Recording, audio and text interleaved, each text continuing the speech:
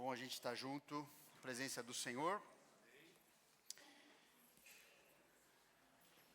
Bem-vindo, você está nos visitando também. Que a gente possa continuar aprendendo juntos o que o Senhor quer para nós.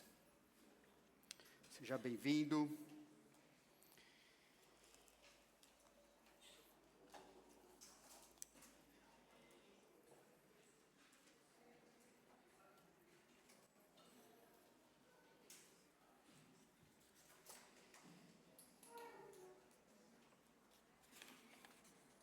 Nessa série, Compromisso com Cristo, que significa seguir a Jesus, estamos estudando o Evangelho de Lucas. Na última mensagem, não está mudando aqui, vamos ver se vai.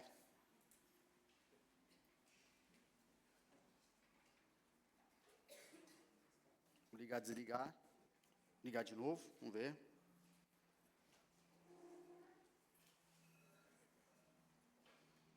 Então ajuda, dá um clique aí, por favor. Às vezes ele pega aqui no tranco, né? Vamos ver. Obrigado. A gente viu na última mensagem que seguir a Jesus significa aprender a obedecer. Aprender a obedecer e anunciar a palavra, a fim de que as pessoas aprendam a lidar com a culpa da sua consciência perante Deus, baseado em Lucas 9, 7 a 9, por meio da vida do rei Herodes, a gente viu isso aí. Hoje, continuar aprendendo, obrigado.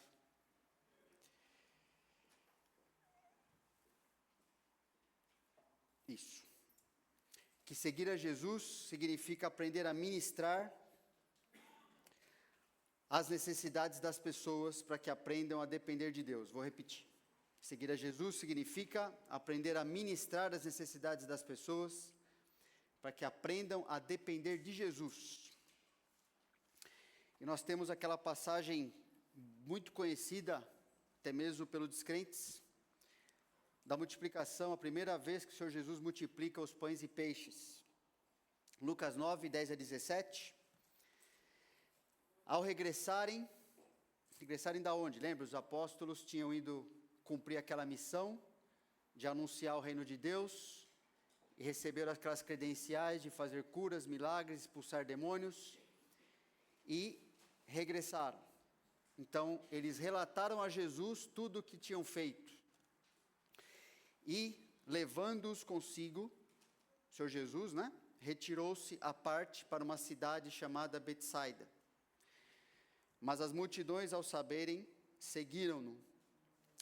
Acolhendo-as, falava-lhes a respeito do reino de Deus, e socorria os que tinham necessidade de cura. Mas o dia começava a declinar, então se aproximaram os 12 e lhe disseram: despede a multidão, para que, indo às aldeias e campos circunvizinhos, se hospedem e achem alimento, pois estamos em um lugar deserto. Ele, porém, lhes disse: dai-lhe vós mesmos de comer. Responderam eles: não temos mais que 5 pães e 2 peixes, salvo se nós mesmos formos comprar comida para todo esse povo. Porque estavam ali cerca de 5.000 homens. Então disse a seus discípulos: fazei-os assentar em grupos de 50. Eles atenderam, acomodando a todos, e tomando os 5 pães e os 2 peixes, erguendo os olhos para o céu, os abençoou, partiu e deu aos discípulos, para que os distribuíssem entre o povo. Todos comeram e se fartaram, e dos pedaços que ainda sobejaram foram recolhidos 12 cestos. Vamos orar mais uma vez? Senhor Deus, agradecemos porque a gente pode estar aqui na Tua presença, diante da Tua palavra inspirada pelo Senhor, é a verdade absoluta, é a nossa instrução, é o nosso alimento. Faz com que a gente tenha entendimento dado pelo Senhor, iluminação do Teu Espírito, para compreendermos e queremos viver a maneira que o Senhor nos propõe. Que a gente seja transformado, que a gente se alegre em mudanças que precisamos fazer na nossa vida, para que o Senhor seja visto ainda mais em nós, para a glória do Senhor, em nome de Jesus, amém. Nesse contexto aqui, o Senhor Jesus, ele desejava se retirar e descansar com seus discípulos, tanto pela ministério, pela viagem que eles haviam feito. Jesus então, até nos trechos paralelos de Mateus, Marcos, e o trecho de João é o primeiro milagre registrado nos 4 evangelhos, é a multiplicação dos pães e peixes. E Jesus queria se retirar com seus discípulos para descansar. E Jesus também estava abalado, lembra? João Batista tinha morrido, tinha sido decapitado pelo rei Herodes. E Jesus, quando soube disso, lá no evangelho de Mateus, você vê que Jesus, ouvindo isso, queria se retirar. Ele foi orar. Os discípulos estavam cansados, o Senhor Jesus também. Então, o retiro que Jesus queria fazer com seus discípulos durou, na verdade, aquela viagem de barco. Só isso. Saindo de um lugar para ir para o outro, barquinho ali com os discípulos, porque chegando na outra margem, multidões já estavam esperando o Senhor Jesus. Acho que foi apagado a luz ali. Obrigado, acendeu de novo. As multidões não permitiram que Jesus e os discípulos descansassem. E mesmo assim, o termo diz aqui, né? Que o Senhor os acolheu. Em outras passagens, o texto paralelo, os outros evangelhos, fala que Jesus se compadeceu dessas pessoas. Então, mesmo cansado, os acolheu e fez o que ele costumava fazer no seu ministério. Ensinou a palavra de Deus e socorreu os que tinham necessidade de cura. Já foi mencionado em outra passagem, se não me engano, em Lucas 4, quando a gente estudou isso aí. É muito importante essas duas palavras que aparecem no Novo Testamento. Às vezes são traduzidas de maneira intercambiável, né? O socorro ou a cura. É como se estivesse falando assim, ele curou os que tinham necessidade de cura, mas são duas palavras diferentes. Palavra que tem a ver mais com a questão física, e outras palavras que têm a ver com a questão física também, mas essa palavra terapia, que da nossa palavra terapia, ela tem a ver com a ministração mais ampla. Não só algo físico, mas se estende à ministração das necessidades verdadeiras, mais profundas, que é a necessidade espiritual das pessoas, inclusive para aprender a lidar quando as curas físicas não acontecem, não é? Então Jesus ensinou a palavra, aplicou a palavra à vida daquelas pessoas e também as curou fisicamente. Interessante que Jesus relaciona as necessidades físicas com a necessidade espiritual das pessoas, curando aquilo que é físico, tratando daquilo que é espiritual, relacionando essas coisas. A gente não pode separar isso, né? O nosso mundo gosta de separar essas coisas, como se uma cura física, como se uma libertação de um espírito maligno, qualquer coisa desse tipo, fosse aquilo que as pessoas mais precisam. A gente está aprendendo nesse trecho hoje que não é, tá bom? Mesmo quando as suas necessidades ali mais imediatas, pelo menos aos olhos dessas pessoas, são supridas. O trecho paralelo de Marcos 30 a 34, está no seu material, depois a gente recebe, mostra que Jesus, para poder ministrar as necessidades das pessoas, colocou suas necessidades pessoais de lado, e o motivo, está escrito ali em Marcos, que ele enxergava as reais necessidades das pessoas. Está escrito ali que ele via as pessoas como ovelhas sem pastor, e por isso se compadecia delas. E isso era mais uma evidência de que ele era o Messias, porque lá em Isaías 40 e em Ezequiel 34 mostra que o Messias faria exatamente isso. Ao Messias era atribuído essa qualidade, essa marca de, diante da nação de Israel, que estava completamente sem pastor algum, sem cuidado espiritual algum, pelo contrário, aqueles que se diziam cuidar da nação eram os que mais oprimiam o povo, que eram os grupos dos religiosos ali, oficiais, vamos dizer assim. Então Deus promete em Isaías 40 e Ezequiel 34, que quando ele viesse, quando o Messias viesse, ele estaria olhando para o seu povo como ovelha sem pastor, e ele mesmo seria o pastor dessas pessoas. E também levantaria pastores segundo o seu coração, e não aqueles que, com o título, exploravam as pessoas. Muito parecido com o que acontece hoje em dia.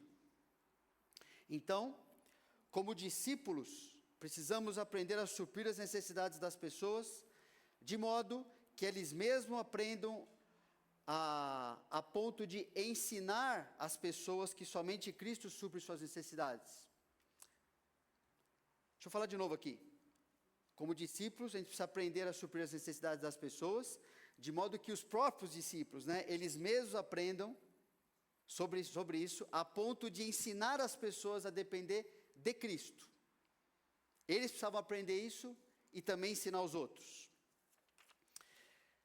No trecho aí que a gente leu, o dia começava a se declinar, eles olharam para aquela situação, Jesus ministrando o dia inteiro ali para aquelas pessoas, e eles, logicamente, olharam para aquilo de maneira racional, e falaram: Senhor Jesus, então, acabou, despede as multidões aí, manda para casa, eles precisam descansar, comprar comida, nós mesmos estamos com fome aqui, então, estamos num lugar deserto, não tem recurso aqui perto, então, manda o pessoal embora, terminou, acabou. E Jesus tinha uma lição muito importante para ensinar para os discípulos e para aquelas pessoas. Ele falou: vocês vão dar para elas de comer.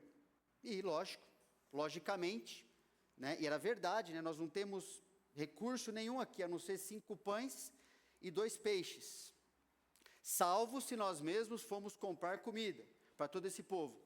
E no trecho também de Mateus, ali fala que um dos discípulos falou assim: nem se tivesse 200 denários, ou seja, nem se a gente tivesse aqui 200 dias de salário no ano, 360 dias para o judeu, aquele calendário judaico, se tivesse 200 dias de salário, por tanto de gente que tem aqui, não daria para comprar comida para todo mundo.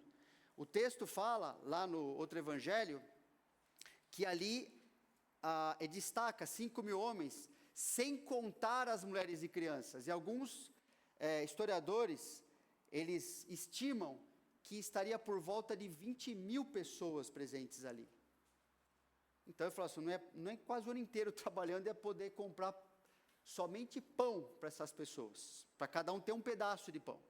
Ok, para a gente entender a dimensão do que Jesus fez ali, e também dimensão do que ele ensinou os discípulos.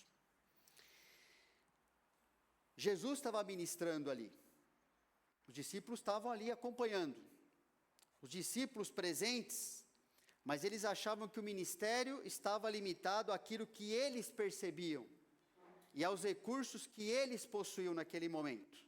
Isso é comum para nós, a gente acha, a gente, mesmo estando envolvido com a obra do Senhor, é fácil a gente acreditar que o que o Senhor vai fazer é o que a gente é capaz de fazer, o que a gente enxerga, o que faz sentido para nós. A gente esquece sobre a nossa própria vida. O que você, eu, estamos aqui hoje? Estamos aqui nesse lugar, respirando. No que você realmente é responsável? Que recurso que você está usando de si mesmo que faz você estar simplesmente vivo aqui, por exemplo? Você tem controle sobre o fato de estar vivo? É você que é responsável? Não, a gente sabe que não é. A gente pode fazer o que a gente quiser, inclusive com a nossa saúde. Não garante nem um dia a mais de vida. Certo? Nós não somos responsáveis, mas nós temos essa ilusão. Nós olhamos para a vida com nossos olhos, nossa percepção, nossa lógica, e achamos que o Senhor também faz sentido para Ele fazer o que faz sentido para nós. E Jesus queria mostrar de novo. Lembra, Jesus já tinha feito muitos milagres. E mais uma vez, ia mostrar esse aqui. As necessidades das pessoas são muito mais profundas do que aquilo que elas enxergam. E do que aquilo que nós enxergamos e dos recursos que nós temos em nós mesmos. Ainda bem, né? Já pensou se a gente pudesse, se as pessoas fossem surpreendidas com aquilo que a gente é capaz de fazer? Coitadas delas e de nós. Acho que a gente ia ser apedrejado, né? Mas não é. Toda necessidade deve nos levar a buscar os recursos que temos somente em Cristo. E é o que ele vai fazer aqui. Então disse aos discípulos: fazei-os sentar em grupos de 50, eles atenderam, acomodando a todos, e tomando os 5 pães e os 2 peixes, e erguendo os olhos para o céu, os abençoou, partiu e deu aos discípulos. Jesus não tinha falado que eles iam alimentar o povo? Vocês vão, mas não é do jeito que vocês estão pensando. Para que se distribuísse ao povo, todos comeram e se fartaram, e dos pedaços que ainda sobejaram foram recolhidos 12 cestos. Essa atitude de Jesus era muito comum dos judeus, de, numa refeição, levar a Deus, orar, agradecer, né, porque Jesus via Deus como responsável pelo suprimento das necessidades mais básicas. Isso era comum entre o povo judaico, inclusive, mesmo entre os que não creem em Deus. Mas Jesus, como Deus, fez exatamente isso. Começou a distribuir aquele alimento para o povo, né? Nos outros evangelhos fala que eles comeram até se fartar. Ninguém ficou, não teve assim, pegar só um pouquinho aqui, não. Comeram até ficar satisfeito. E mesmo assim, sobraram 12 cestos, e outros trechos lá fala que Jesus não queria que nada fosse desperdiçado. Que é algo importante também, em relação aos recursos do Senhor. Mas o que é importante aqui é que os discípulos começaram, ou pelo menos continuaram a entender, mais uma vez, que Jesus não estava propondo que eles fizessem algo, que eles servissem a Deus baseado no que eles achavam, nos seus próprios recursos. Jesus estava ali, conosco não é diferente, não tem ninguém aqui que faz algo para Deus que é baseado naquilo que você mesmo é capaz de fazer, naquilo que você tem o seu recurso, que nós somos mordomos, e somos mordomos do que Deus nos dá. E, por isso, a gente tem que tomar cuidado, todo desafio que para nós aparece como algo insuperável, é o mesmo princípio. Né? Deus está querendo que a gente olhe para Ele, que a gente o busque, que a gente perceba os recursos que nós temos em Cristo Jesus, para fazermos o que Cristo Jesus quer, não o que nós queremos, não que é um desejo pessoal, ok? Jesus ia suprir a necessidade de fome daquelas pessoas realmente, mas Jesus está interessado em algo muito além disso, ensinar os discípulos que vocês são as pessoas que eu escolhi para dar às pessoas, às outras pessoas, aquilo que é meu, não é aquilo que é de vocês. Não está baseado nos seus recursos, não está baseado na sua inteligência, na sua capacidade, na sua lógica, na sua ética, e nada disso, é na minha, é em quem eu sou, é no meu poder.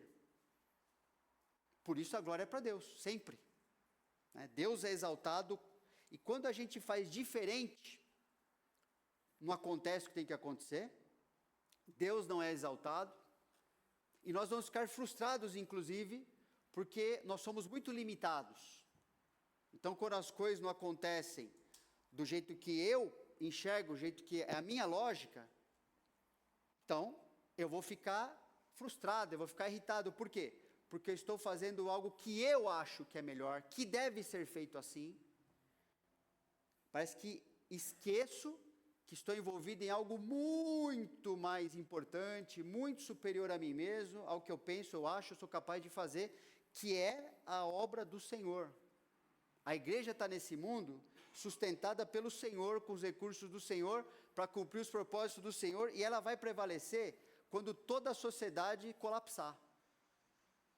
Interessa, a igreja é a única instituição garantida eternamente pelo Senhor, o resto vai tudo perecer. E pode ser uma igreja que a gente vê na Bíblia, né, aquelas igrejas de Apocalipse que foram repreendidas pelo Senhor, mas ainda assim, igrejas que o Senhor, pelas quais Deus deu o seu sangue, e por isso Deus garante o que vai acontecer com cada uma. Muito importante para nós isso. Os discípulos precisavam aprender a suprir as necessidades das pessoas, de modo que eles mesmos aprendessem, a ponto de ensinar os outros a dependerem de Jesus. Eles precisavam dessa lição. E, outro ponto, discípulos precisam aprender que as pessoas não querem Cristo, mas que Ele supra aquilo que elas querem. É interessante, esse milagre, como eu falei, ele ocorre lá também, ele está registrado no Evangelho de João, capítulo 6, e ali o Senhor Jesus usa o que Ele fez aqui para ampliar e chegar no ponto que Ele queria ensinar as pessoas, expor o coração dessas pessoas para fora, mostrando que de fato elas não tinham interesse em segui-lo, mesmo ele tendo feito o que elas queriam. Ok? Essa multiplicação dos pães e peixes, então nesse trecho de João, essas mesmas pessoas foram alimentadas, viram experimentar esse milagre, e foram procurar Jesus novamente, no dia seguinte. Que está lá, coloquei, né? Coloquei. Quando, pois, viu a multidão que Jesus não estava ali, nem os seus discípulos, tomaram os barcos e partiram para Cafarnaum à sua procura. E tendo-o encontrado no outro lado do mar, lhe perguntaram: Mestre, quando chegastes aqui? Pode parecer que eles estão buscando a Jesus, né? Buscando, puxa, acho que agradecer ao Senhor. Respondeu-lhe Jesus: em verdade vos digo, vós me procurais não porque vistes sinais, mas porque comestes os pães e vos fartastes. Trabalhai, não pela comida que perece, mas pela que subsiste para a vida eterna, a qual o Filho do Homem vos dará, porque Deus o Pai o confirmou com seu selo. Jesus está mostrando, é isso que é importante. Jesus, o Evangelho, confronta as pessoas com a verdade de que elas precisam desejar muito mais a Jesus do que a satisfação dos seus desejos mundanos e interesses passageiros. Enquanto isso não acontece, as pessoas permanecem na incredulidade. Você pode fazer o que você quiser e o que elas quiserem que você faça. Não muda absolutamente nada. Discípulos são aqueles que reconhecem que a sua maior necessidade é o relacionamento com Deus. E que esse relacionamento ele encontra sua plena satisfação, inclusive em aprender a lidar com situações que enfrentam necessidades. O relacionamento com Jesus é o que supra a necessidade de cada ser humano. Porque comer um pão, como Jesus falou assim, aquilo acaba ali mesmo. É bom, Jesus fez aquilo como uma finalização de um dia de ministério, né? Para que as pessoas tivessem aquele conforto ali passageiro, e para mostrar o seu poder, elas deviam olhar não é para a comida que elas comeram, elas deviam olhar para o Jesus que fez aquilo, mas não é onde elas olhavam. Por quê? Porque o coração, o que elas vão falar, o que elas vão querer, é realmente o que está preenchendo o coração delas. A gente não vai ter tempo de ver João 6 inteiro aqui, mas é muito legal você fazer isso depois. É muito bom você ver o diálogo todo de Jesus. Jesus está pregando o Evangelho para essas pessoas. As coisas que ele falou, a gente vai ver algumas só. Mas mostrando que elas não entendiam a sua real necessidade.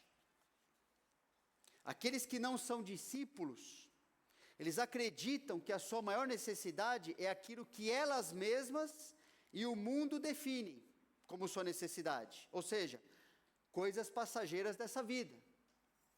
Por isso, quando faltam até mesmo as coisas básicas que Jesus prometeu suprir, o jeito que ele vai fazer isso é questão dele, ele vai fazer como ele quiser. Mas quando começa a faltar até as coisas básicas, essas pessoas que não são discípulos, elas vão se rebelar contra Deus. Ainda que velado no seu coração, ainda que parecendo algo espiritual.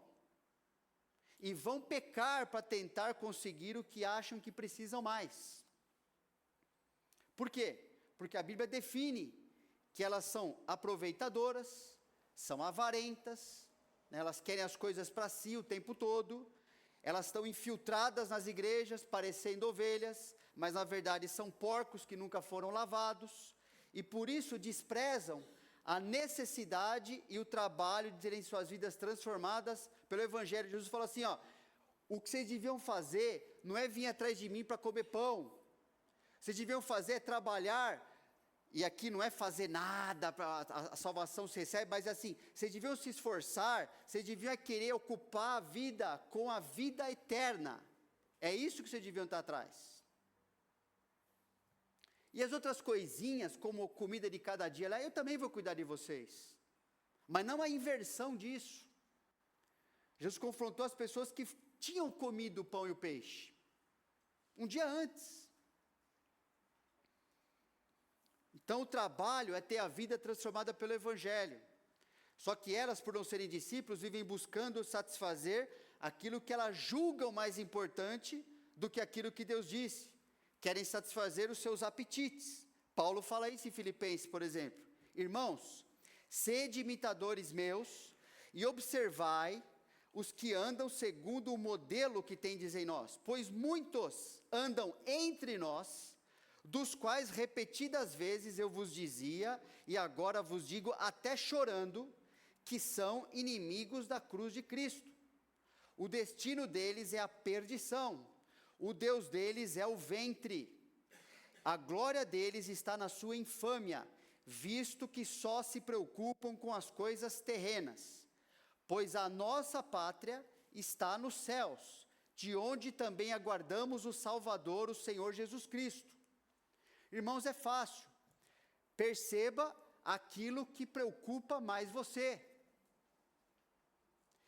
perceba aquilo pelo qual eu fico ansioso, eu fico desesperado, que eu quero dar um jeito, de qualquer jeito. É perigoso isso aqui, não é? Paulo fala que pessoas dentro da igreja viviam desse jeito.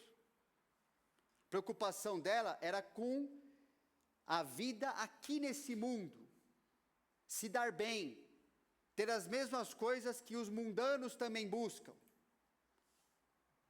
Aquilo que 1 João 2 define, concupiscência da carne, concupiscência dos olhos, soberba da vida, a mesma coisa. Vivendo e ouvindo o Evangelho a vida inteira às vezes. Se elas se sentem satisfeitas, elas acham que, então eu tenho um relacionamento com Deus, com Jesus. E às vezes não tem o trabalho nem de se confrontar e de buscar transformação de vida, como Deus propõe na sua palavra, como Deus ordena, na verdade, e como Ele fala que é o resultado de quem realmente pertence a Ele. E essas pessoas, Paulo está demonstrando, falando aqui, né? E Jesus falou a mesma coisa lá no Evangelho. Fala assim, olha, vocês estão buscando a coisa errada. O coração de vocês está errado. Vocês são aproveitadores. E Jesus não permite esse tipo de relacionamento com Ele. Uma hora ou outra vai descambar. Uma hora ou outra isso vai acabar. Pode ser aqui, pode ser depois, o que é pior. Acordar depois é muito pior, não é? Discípulos precisam aprender que as pessoas, ainda que tenham suas necessidades satisfeitas por Cristo, não estão dispostas a reconhecê-lo como o Senhor das suas vidas. Não é dar o que elas querem, não é fazer o que elas querem, concordar, que vai fazer elas serem dispostas a conhecer e a seguir a Jesus. E hoje, irmãos, no mundo que a gente vive, está crescendo cada vez mais esse tipo de discurso. Que achar que você resolver temporariamente o problema de uma pessoa, agora essa pessoa está, nossa, como ela é grata a Deus. Isso nunca existiu na Bíblia, não existe agora e nunca existirá. É errado suprir uma pessoa, uma necessidade pontual? Não. Só que aquilo só serve para você apresentar o pão da vida. Inclusive, se for por recurso, se for por responsabilidade inclusive, nem se preocupa muito com isso. Faça a sua parte, a nossa pequena parte, né? Eu já fui confrontado várias vezes. O que a sua igreja faz na ação social? Várias vezes eu vi essa pergunta já. Eu expliquei que a gente tem algumas coisas que a gente faz, mas, falei assim, você sabe qual é o papel da igreja do Senhor Jesus? Sabe por que ela está nesse mundo? Aí eu não vi uma resposta. Né? Não é para suprir nem o que a sociedade, nem o que a expectativa das pessoas que querem conformar a igreja aos seus próprios desejos, querem moldar a igreja à cultura da moda. Nunca será isso. Se for, se desviou. Discípulos precisam aprender que as pessoas, ainda que tenham suas necessidades satisfeitas por Cristo, não estão dispostas a reconhecê-lo como o Senhor das suas vidas. Olha esse trecho aí. Dirigiram-se, continuação do diálogo. Jesus confrontou as pessoas, dirigiram-se, pois, ele perguntando, que faremos para realizar as obras de Deus? Né? Parece bom, não parece bonito? Respondeu-lhe Jesus, a obra de Deus é esta, que creiais naquele que por ele foi enviado. Olha o que eles falaram para Jesus. Que sinal fazes para que o vejamos e creiamos em ti? Eles entenderam que Jesus está falando que devia crer nele, certo? E que sinal você faz para a gente crer e ver e crer em ti? Irmãos, quem eram essas pessoas? Elas tinham acabado de ser alimentadas um dia antes, naquele milagre. E faz essa pergunta para Jesus, é inacreditável esse negócio, não é? Parece coisa de louco. Assim, peraí, como que sinal? Eu acabei de alimentar todos vocês, milagrosamente. Todo mundo ficou satisfeito. Quase 20 mil pessoas testemunharam isso. Isso dispôs o coração delas em relação a Deus? Agora buscaram a Deus, que alegria. Não. Olha o que eles falaram. Quais são os teus feitos? Nossos pais comeram maná no deserto, como está escrito, deu-lhes a comer pão do céu. Lá com Moisés, né? Era verdade. Só que eles não viveram lá. É só uma desculpa esfarrapada. Eles viveram aqui com Jesus, e Jesus alimentou eles com aquele milagre. Discursos religiosos, argumentos bobos, para não crer em Cristo.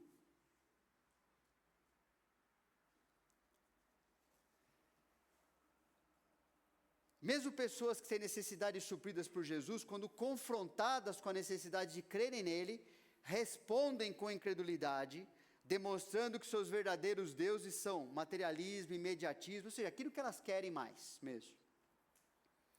Replicou-lhe Jesus, em verdade vos digo, não foi Moisés quem vos deu o pão do céu. O verdadeiro pão do céu é meu Pai quem vos dá. Porque o pão de Deus é o que desce do céu e dá vida ao mundo. Então lhe disseram, Senhor, dá-nos sempre desse pão. Declarou-lhes, pois, Jesus, eu sou o pão da vida. O que vem a mim, jamais terá fome. E o que crê em mim, jamais terá sede. Porém, eu já vos disse que, embora me tenhais visto, não credes. E aí Jesus vai desenvolvendo aquele diálogo mais profundamente, ainda mostrando como ele era realmente o pão da vida que supre as pessoas. Com toda a argumentação, pensa, era Deus que estava falando para essas pessoas. Deus que fez o que ele fez na vida delas. Discípulos precisam aprender que não importa o que façam em seu ministério, somente Deus pode tornar disposto o coração das pessoas para que creiam em Jesus. Todo aquele que o Pai me dá, Jesus continua respondendo para essas pessoas, todo aquele que o Pai me dá, esse virá a mim. E o que vem a mim, de modo nenhum lançarei fora, porque eu desci do céu não para fazer a minha própria vontade, e sim a vontade daquele que me enviou. E a vontade de quem me enviou é esta, que nenhum eu perca de todos os que me deu. Pelo contrário, eu o ressuscitarei no último dia. De fato, a vontade de meu Pai é que todo homem que vir o Filho e nele crer, tenha a vida eterna, e eu o ressuscitarei no último dia. Jesus apresentou o Evangelho e vai ampliando o Evangelho até o final desse capítulo 6 de João, vai explicando outras coisas ali. Mensagem muito clara do Senhor Jesus, sinais muito claros do seu amor, do seu poder por aquelas pessoas, se compadecendo da necessidade delas, apresentando o que era mais importante, ou seja, a mensagem salvadora. A mensagem estava em carne e osso diante delas. E o que elas estavam atrás? Padaria, né? Pão com peixe. É isso o que nós estamos atrás do Senhor aqui. Agora estamos falando essa questão de um discípulo, alguém que não é discípulo. Você tem sido satisfeito em seu relacionamento com Jesus?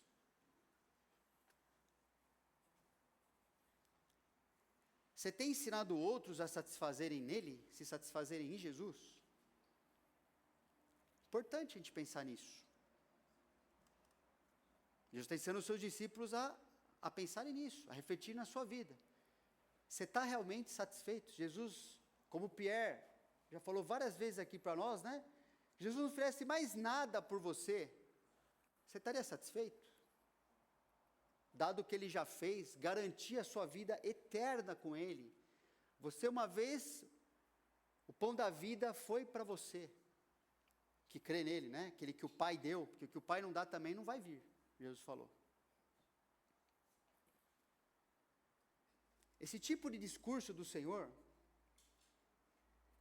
deveria fazer com que as pessoas, fico pensando, né, aquela mensagem famosa do Jonathan Edwards, Pecadores nas mãos de um Deus irado, quando ele estava lendo sua mensagem ali, as pessoas se agarrando nas colunas do prédio, desesperadas, enxergando o inferno debaixo dos seus pés, gritando pelo perdão de Deus. Pensando assim, se um Jonathan Edwards, um pecador como nós, homem de Deus, mas um pecador, imagina Jesus falando isso para as pessoas sobre o pão da vida, qual devia ter sido a reação? Falar, para tudo, devia ter um santo desespero. Simplesmente um diálogo, uma coisa querendo argumentar, não sei se faz sentido, mostra mais coisa para eu ver. Sabendo ou não, vendo ou não, o inferno está debaixo dessas pessoas. Só Jesus, que por enquanto está dando a oportunidade de não irem para lá. E nós que cremos nele, precisamos pensar nisso. Nós estamos satisfeitos no relacionamento com ele? Ou ele está devendo alguma coisa? É só ver pelo que a gente ora, pelo que a gente murmura. E se a gente não está satisfeito com Jesus, com certeza você não vai ensinar ninguém a satisfazer nele também. Você vai no máximo ensinar essa pessoa a satisfazer quando ela tiver a sua vida suprida naquilo que ela acha que é melhor para ela mesma. Por isso que as igrejas que mais crescem, no nosso tempo, são aquelas que têm esse discursinho bobo. De que, olha, vem para cá, que Jesus vai fazer isso, vai fazer aquilo, e o evangelho passa longe. As pessoas voltam para casa com a barriga cheia e mortas espiritualmente. Voltam felizes para voltar no dia seguinte, porque elas estão ouvindo coisas que elas acham que elas precisam mais. E quando elas comerem a última refeição da sua vida, acabou. Elas não vão ter nem lembrança mais do que é o bem, do que é o favor de Deus. O discípulo se alimenta de Cristo e por isso a sua vida é satisfeita em Cristo. A vida do discípulo é espiritual. Daquilo que ele recebe de Cristo, ele oferece para os outros. O resultado é que as pessoas são confrontadas com a necessidade de terem suas vidas satisfeitas em Jesus. Não é na igreja, não é no discípulo, não é no pastor, no pregador, quem quer que ele seja. Isso não importa. Se elas não forem ensinadas a depender e satisfazer em Cristo, elas não têm nada, e vão ficar lutando a vida inteira, se satisfazendo, tentando se fazer em qualquer coisa que não seja Jesus. Quem não é discípulo não se satisfaz, porque não se alimenta de Cristo. Por isso é insatisfeito, insaciável na busca de satisfação por meio das coisas desse mundo. Também não tem algo espiritual a oferecer, porque está vazio do que é espiritual, mas é cheio do que é carnal. O resultado é que as pessoas são confundidas por buscar um falso Jesus, que existe para suprir sua necessidade mundana, e nunca busca a sua real necessidade e transformação do seu coração.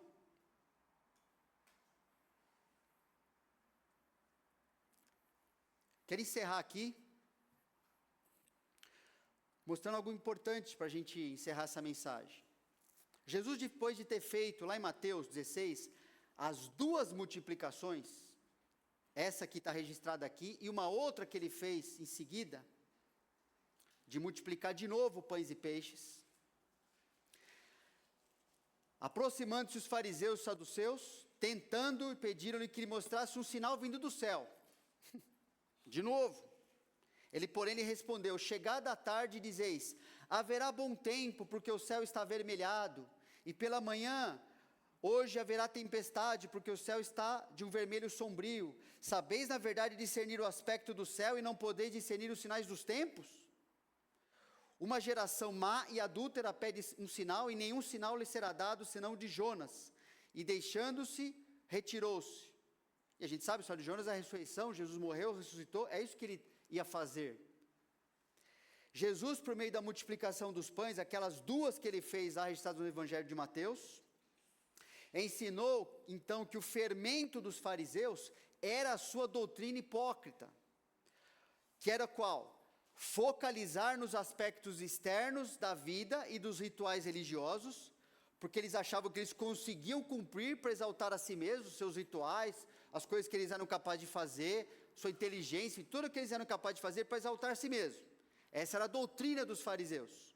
E desprezar a realidade interna do seu coração, que precisava crer em Jesus para ser transformado, e isso é algo que só Deus pode fazer, e por isso o Evangelho exalta a Deus, e não o homem. Então Jesus fala para essas pessoas assim, fala para os seus discípulos isso aqui, ó. Ora, tendo os discípulos passado para o outro lado, é a sequência do que eu acabei de ler dos fariseus, esqueceram-se de levar pão. E Jesus lhe disse, vede, acautelai-vos do fermento dos fariseus e dos saduceus. Eles, porém, discorriam entre si, dizendo, é porque não trouxemos pão? Percebendo-lhe, Jesus disse, por que discorreis entre vós, homem de pequena fé, sobre não terdes pão? Não compreendeis ainda, nem vos lembrais dos 5 pães para 5.000 homens, e de quantos cestos tomastes, quanto que sobrou? O que eu fiz naquela ocasião? Nem dos 7 pães para os 4.000, e de quantos cestos tomastes também? Como não compreendeis que não vos falei a respeito de pães? Hoje está na moda, né? Você fala assim, e não é disso que eu estou falando, né? Está na moda isso aí, né?